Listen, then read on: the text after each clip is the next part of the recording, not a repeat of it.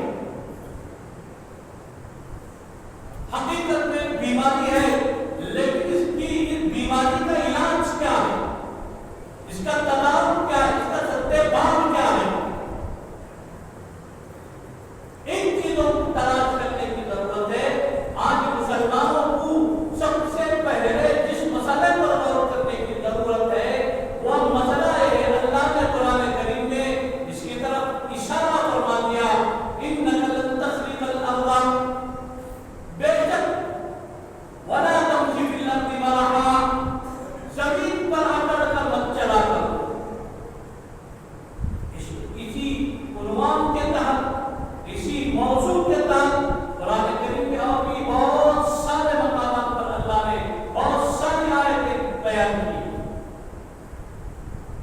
تکبر نفس کی جتنی بیماریاں ہیں ان ساری بیماریوں میں تکبر ایک ایسی بیماری ہے اس کا علاج نہ کیا گیا تو انسان اپنے ایمان سے بھی ہاتھ دھو بیٹھتا ہے.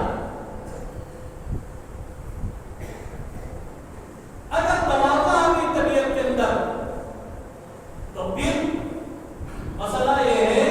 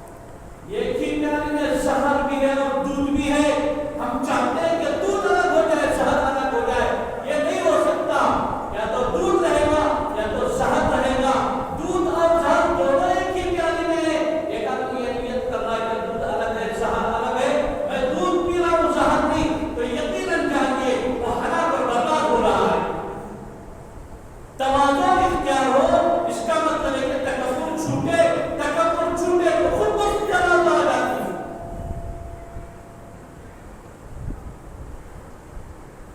एक आदमी ढलवान में जैसे पहाड़ पर चढ़ते हैं, ये बहुत अच्छी मिसाल है। और हदीस पाक के अंदर जो जुमला है, मन तवाज़ा लिल्लाहि रफ़अहुल्लाह, जो अल्लाह के लिए तवाज़ु इख्तियार करे, अल्लाह उसे सरबुलंदी अता फरमाते हैं। देखो ऊपर से नीचे उतरने वाला अगर झुककर उतरे तो वो नीचे गिर जाता,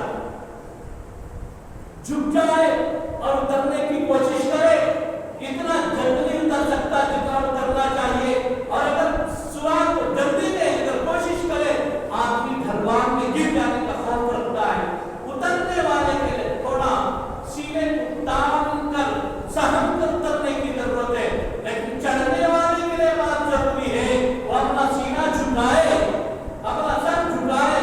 और जितना आदमी झुककर ऊपर चढ़ेगा उतना प्रेशर भी कम होगा, बोझ भी हल्का होगा और आसानी से चढ़ भी जाएगा। लेकिन ऊंचाई पर चढ़ने वाला सर उठाकर सीना तान कर अगर पहाड़ की बुलंदी पर चढ़ना चाहे, हाँ थोड़ा बहुत चढ़ तो लेगा, लेकिन उसे इस कदर मशक्कत और तकलीफ होगी कि ये दरमियान में ठप पड़ जाएगी। बिल्कुल इसी तरह अगर सरबुलंदी चाहते हैं, अच्छा आदमी का सर भी झुका हुआ है, सीना भी झुका हुआ है और चढ़ता चला जा रहा है, ऊपर मंजिल मकसूद पर पहुंचने के बाद उसे तकलीफ का एहसास भी नहीं होगा, इसलिए कि जिस्म को झुका दिया है, सर को झुका कर चल रहा है। ये दुनिया के राहों में स्पीड में चलने के लिए सर को, जिस्म को, दिल को, दिमाग को अल्लाह के दरबार में झुका कर चलना सीखो। जो अल्लाह की बारगाह में अपने आप को झुका कर चलना सीख लेता है, कदम कदम पर अल्लाह की मदद और नुसरत होती है, कदम कदम पर अल्लाह की मदद होती है, कदम कदम पर अल्लाह की नुसरत होती है। लेकिन हमने अकड़ना सीखा, कदम कदम पर रुसवाई है, कदम कदम पर जिल्लत है, हर कदम पर फिटकार है, हर कदम पर लानत है। इसलिए आदमी को चाहिए कि अपने सर झुकाए, अपना कल्ब झुकाए, अपना दिमाग झुकाए और अल्लाह की बारगाह में यूं कहे, वाला करीम तेरी रजा के खातिर, तेरी रजा हासिल करने के लिए, तेरी खुशनुदी के लिए अल्लाह मैंने अपने आप को झुका दिया, मैं तेरे दरबार में अपने आप को सरंदर कर दिया। वाला करीम तेरा हुक्म था झुक जा, मैं झुक गया, अल्लाह मेरे झुकने को कबूल फरमा ले। हम अल्लाह के सामने झुकेंगे और अल्लाह की रजा के लिए झुकेंगे, फिर अल्लाह और सरबुलंदी अता फरमाएंगे, अल्लाह अपनी मदद और नुसरत ऐसे फरमाएंगे। भेड़ और बकरियों के चराने वाले कबीलों के अंदर अल्लाह तबारक व तआला ऐसे सरदार खड़े कर दिए, खिलाफत उस्मानिया का वक्त तो खत्म कर दिया, लेकिन उस जमाने के जो सरदार ने उनका नाम आज तक रोशन है। क्यों? इसलिए कि अल्लाह के सामने अपने आप को झुका दिया। भाइयों, अपने आप को अल्लाह के सामने झुकाना सीख लो, अपने आप को अल्लाह के सामने मुतवाज़े बनाना सीख लो। जब अपने आप को तवाज़े के सामने में ठान लेते हैं तो फिर अल्लाह की मदद और नुसरत के दरवाजे खुल जाते हैं। हज़रत मशाइख ने बहुत अच्छी मिसाल लिखी। इस वक्त के मौजूदा दौर के बुजुर्गों के पास हमारे मशाइख में से एक अल्लाह के वली के पास जो मौजूदा बहुत बड़े शेखुल हदीस, बहुत बड़े मुहद्दिस हज़रत मुफ्ती मोहम्मद शहीदुल्लाह खान साहब इब्राहिम बरकातुहू, हज़रत के पास एक साहिब आए, उन्होंने हज़रत से फरमाया कि भाई हज़रत देखिए ये पौधा है, एक दरख्त है, इसके सिलसिले में बहुत सारे लोगों का ख्याल है कि ये दरख्त एक पौधा जिस आंगन में लगाया जाता है उस आंगन में सांप नहीं आता। बहुत सारे लोगों का ख्याल हमें से भी है, एक अजीब किस्म का एक दरख्त है, इतने लंबी लंबी पत्तियां होती हैं उसमें, तो लोगों का ख्याल है जिस आंगन में वो पौधा रहता है उस पौधे के पास सांप नहीं आता। ये तो हमने सुन रखा था, लेकिन एक मर्तबा सुबह में फजर की नमाज पढ़कर आकर देखता हूं कि सांप उसी पौधे के अंदर लिपटा बैठा है। बहुत सारे लोग कहते हैं ये दरख्त के पौधा जिस आंगन में होगा वहां सांप नहीं आता, लेकिन फजर की नमाज के बाद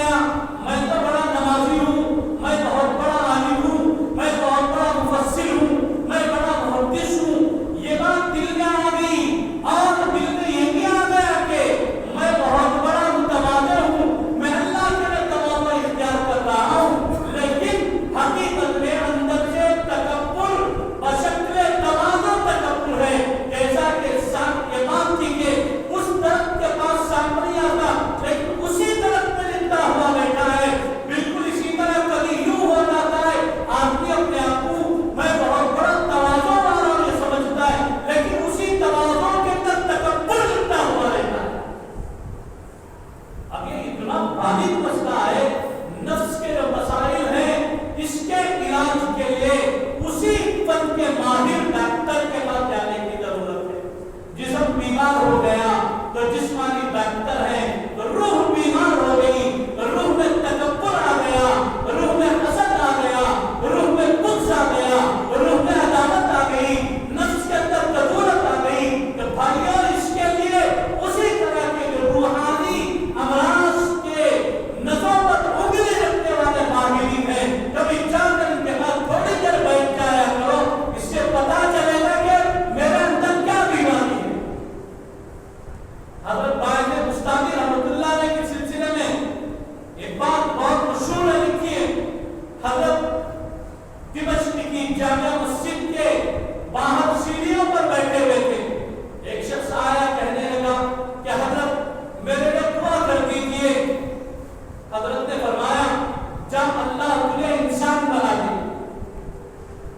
ये आदमी जाता हुआ सोच रहा था, मैं सोचा हज़रत शायद मेरे लिए दुआ करेंगे कि अल्लाह तुझे नमाज़ी बना दे, अल्लाह तुझे मुत्तकी बना दे, अल्लाह तुझे विलायत नसीब फरमाए, अल्लाह तुझे अपना कुर्ब नसीब फरमाए, अल्लाह तुझे दौलत अता फरमाए। ये दुआओं में से कोई दुआ देंगे ये सोचा था, लेकिन ये क्या जुमला है? हज़रत ने फरमाया, जा अल्लाह तुझे इंसान बना दे। ये सोच रहा है, जा रहा है, सोच रहा है, जा रहा है, लेकिन दूसरे दिन फिर इसी तरह का वाकया पेश आया। उसने कहा कि हज़रत मेरे लिए दुआ फरमा दीजिए। हज़रत बायज़ीद बुस्तामी ने फरमाया, बेटे जा अल्लाह तुझे इंसान बना दे। अब ये जो तशवीश थी अंदरूनी जो मसला काट रहा था, ये अंदर से और सताने लगा। पहली मर्तबा जब मैंने दरखास्त की, हज़रत ने फरमाया, जा अल्लाह तुझे इंसान बना दे। जब दूसरी मर्तबा कह रहा हूँ और यही जुमला है, अब फिर इसकी तशवीश बढ़ गई। फिर उसके बाद ये सोचा, कल मैं जरूर हज़रत से कहूँगा कि हज़रत मेरे लिए दुआ कर दीजिए। अगर तीसरे दिन हज़रत ने कह दिया अल्लाह तुझे इंसान बना दे, मैं उसी वक्त पकड़ के पूछूंगा कि हज़रत क्या मैं तुम्हारी नजर में कोई जानवर नजर आ रहा हूँ? ये सोच रहा था, चला गया। तीसरे दिन फिर आया, आकर उसने कहा कि हज़रत मेरे लिए दुआ फरमा दीजिए। हज़रत बायज़ीद बुस्तामी ने फरमाया, बेटे जा अल्लाह तुझे इंसान बना दे। जब ये बात निकली, ये आंख बगोला हो गया। इसने कहा कि हज़रत मैं 3 दिन से मुसलसल आपके इस जुमले पर गौर कर रहा हूँ, मैं आपके इस जुमले को नोटिस कर रहा हूँ। आप जब भी मैं कहता हूँ मेरे लिए दुआ फरमा दीजिए, आप कहते जा अल्लाह तुझे इंसान बना दे। क्या मैं आपकी नजर में जानवर हूँ? हज़रत ने फरमाया, अच्छा तू ये देखना चाहता है कि तू क्या है? बैठ। बिठा लिए, अपना अमामा उतार कर अल्लाह के उस बंदे के सर पर रख दिए। कहा कि देख, रास्ते में जितने इंसान नुमा जानवर गुजर रहे, इनको सब देख तू। हज़रत का अमामा सर पर था। जब वो देख रहा था, कोई सांप चल रहा है, कोई बिच्छू गुजर रहा है, कोई अजदार चल रहा है, कोई डंगर चल रहा है, कोई गधा है, कोई खच्चर है, इस तरह मुख्तलिफ किस्म के जानवर रास्ते में चल रहे हैं। फौरन इसने अमामा उतार दिया, हज़रत का ताल्लुक दीजिए। लेकिन ये क्या करा? कभी बातें मरतबा शुरू को शुबात हो जाते, नजरबंद हो गया, सहर हो गया। हाँ, खिलाफे शरा जो लोग होते हैं, विलायत के नाम पर जो डाकू बैठे हुए थे, औलिया अल्लाह के नाम पर विलायत का नाम लेकर जो डकैती लाते हैं, यकीनन ये जादूगर होते हैं, ये इस्तिदराजी होते हैं, इनके अंदर खोट होता है। इनका मसला नहीं है। जो बादशाह होते हैं, जो हकीकत में अल्लाह वाले होते हैं, जो हकीकत में अल्लाह की मारिफत तक पहुंचे हुए रहते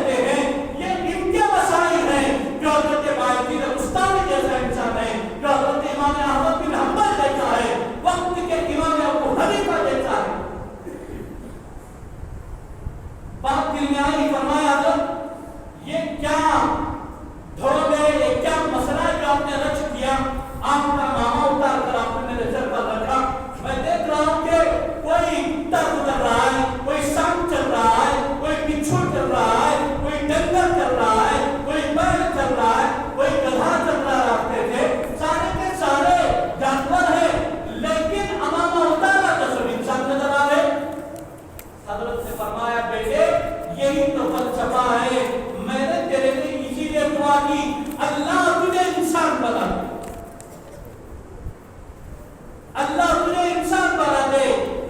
और हज़रत ने फरमाया जिसके अंदर जो बीमारियां रूह की हैं, नफ्स की जो बीमारियां हैं, उसी ढांचे के साथ बंदा जमीन पर जिंदगी बसर कर रहा होता है, उसकी नजर में वो इंसान है, लेकिन अल्लाह की नजर में या तो वो सांप है, या तो वो बिच्छू है, या तो वो अजदहा है, या तो वो डंगर है। इसलिए के इंसान को जो पैदा किया गया था तकलीफे इंसानियत पर पैदा किया था, बाद में सिफात या तो बिच्छू वाले आ गए, या तो सांपों वाले आ गए, या तो अजदहा वाले आ गए, या तो डंगर वाले आ गए, या तो बैलों वाले आ गए। जो सिफात बंदे के अंदर आ गई उसी सिफत के साथ बंदा घूम फिर रहा होता। और ये तकब्बुर एक ऐसी बीमारी है, एक ऐसा नशा है, ये तो पूरी रूह को तबाह व बर्बाद करके रख देता। और माशरे के अंदर अंदरून में जितने इख्तिलाफात हो रहे, जितने फसादात हो रहे, ये सब इसी तकब्बुर का नतीजा। शैतान को अल्लाह ताला ने एक बहुत अजीब मकाम अता फरमाया था, बहुत बड़ा मकाम अता फरमाया था। हज़रत आदम अलैहिस्सलाम के सामने खड़ा किया, कहा कि अल्लाह ने फरमाया इब्लिस उसजुदू लि आदम। अल्लामा सुयूती लिखते हैं ये आदम में जो लाम है अल किबला, यानी हकीकत में काबे की तरफ किबले की तरफ सजदा करवाया गया था। इब्लिस ने कहा खलक़तनी मिन नार व खलक़तहू मिन तीन, अल्लाह तूने मुझे आग से पैदा किया है और आदम को तूने मिट्टी से पैदा किया, और मिट्टी जिसकी सिफत जिल्लत है, जिसकी सिफत तवाज़ु है, जिसकी सिफत खाली है, और मैं आग हूं, मेरी सिफत तो सरबुलंदी है, मेरी सिफत तो जला देना है, मेरी सिफत तो खाक कर देना है। अल्लाह तो ऊंची सिफत वाले को छोटी सिफत वाले के सामने झुकाकर अल्लाह क्या तू मेरी सिफात की उलूहियत, मेरी सिफात के अंदर जो उलू है, क्या अल्लाह तू इसे झुकाकर तोड़ना चाहता है? मैं नहीं कर सकता, मैं कमजोर के सामने, मैं मिट्टी के सामने झुक नहीं सकता। अल्लाह ने फरमाया अच्छा, जब हमारे हुक्म की नाफरमानी होती है तो फिर इसका मतलब ये है कि तुम्हारे अंदर तकब्बुर है, तुम्हारे अंदर गुरूर है। चलो जब मसला यही है तो गुरूर, मगरूर, मुतकब्बिर जन्नत में रहने के लायक नहीं है। जन्नत मगरूरों का ठिकाना नहीं है, जन्नत मुतकब्बिरों का ठिकाना नहीं है। जन्नत नमरूद जैसे, फिरौन जैसे, हामान जैसे, शैतान जैसे मुतकब्बिरीन का ठिकाना नहीं है। शैतान इब्लीस कहीं तो जन्नत को छोड़कर चला जा। जन्नत से इब्लीस को जो चीज जमीन पर लाई वो उसका गुरूर था, उसका तकब्बुर था, उसकी अदा थी। आदम चैलेंज करके आया, परवरदिगारा जिस गुरूर की वजह से मैं दुनिया के अंदर जा रहा हूं, तेरे बंदों को इसी गुरूर के अंदर मुब्तला करके खाक करूंगा। यही वो सिफत है जिस सिफत की वजह से मुझे जन्नत से निकाला ना, अल्लाह इसी सिफत को तेरे बंदों के एक एक बंदे के दिल पर वार करूंगा। इस तरह अक्षर एक इंसान के जिस्म पर बैठकर अपना मुंह सामने का जो शुद्ध डक होता है, ये डक मार कर उसका खून चूस लेता है, इसी तरह दिल की कैफियत पर वारिद होकर शैतान तकब्बुर दाखिल करता है। इसलिए हमेशा अल्लाह से दुआ करना चाहिए, अल्लाह तू हमें तकब्बुर से बचा ले, हर किस्म के तकब्बुर से बचा, हर किस्म के तकब्बुर। क्या मतलब? एक बहुत बड़ा जुमला है, हर किस्म का तकब्बुर। कभी इल्म का तकब्बुर आ जाता है, कभी इबादत व रियाजत का तकब्बुर आ जाता है, कभी माल व दौलत का तकब्बुर आ जाता है, कभी हुस्न व जमाल का तकब्बुर आ जाता है, कभी ताकत व सबत का तकब्बुर आ जाता है। इसलिए अल्लाह से हमेशा ये दुआ करना चाहिए, अल्लाह हर किस्म के तकब्बुर से हिफाजत कर। कुरान सुन्नत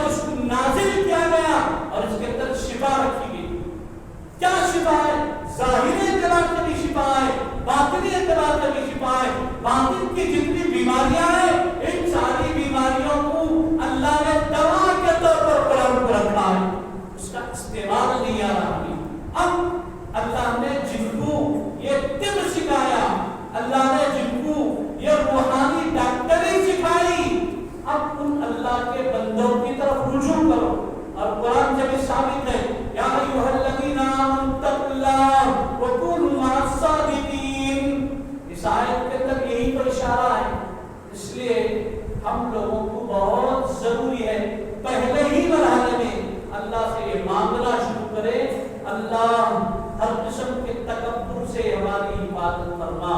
جب ہمارے اندر یہ صفات آ جاتے ہیں اللہ سے دعا کریں, حقیقت میں تکبر نکل کر تواضع آ جاتا ہے, تو سمجھو ہماری دنیا بھی سنور گئی, ہماری آخرت بھی سنور گئی.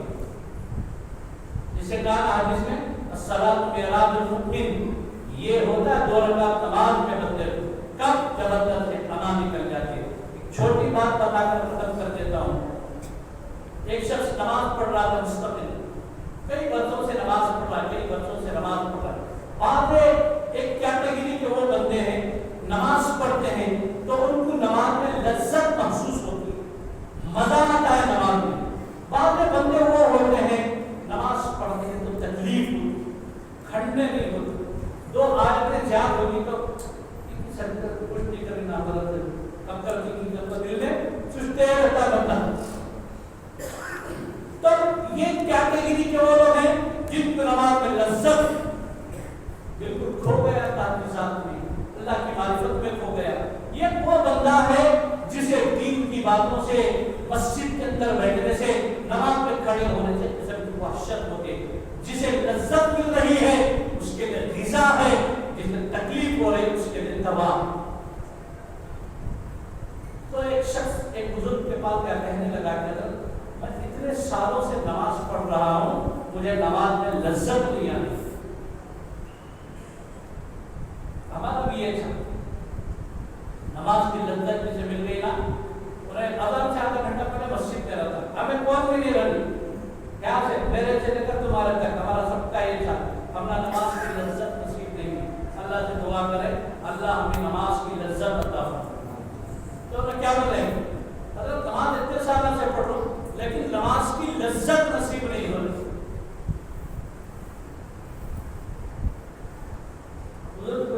پڑھ رہا کہ جب لذت اتنے ہے نماز میں مزہ نہیں آتا, پڑھ رہا کہ تو شخص نے کہا اللہ کا حکم ہے اس لیے پڑھ رہا. حضرت پر تشریف لائے, کھڑے ہو گئے, واہ کیا تیرے سے بھی زیادہ نیک اچھا بندہ ہو سکتا ہے دنیا میں, تیرے سے بہتر بندہ میری نظر میں نہیں. دیکھ کوئی نماز پڑھ رہا ہے لذت آ رہا ہے تو لذت میں کھو گیا ہے, کوئی نماز پڑھ رہا ہے اسے لذت نہیں آ رہی تو پڑھ کیوں رہا ہے, اللہ کے لیے پڑھ رہا ہے.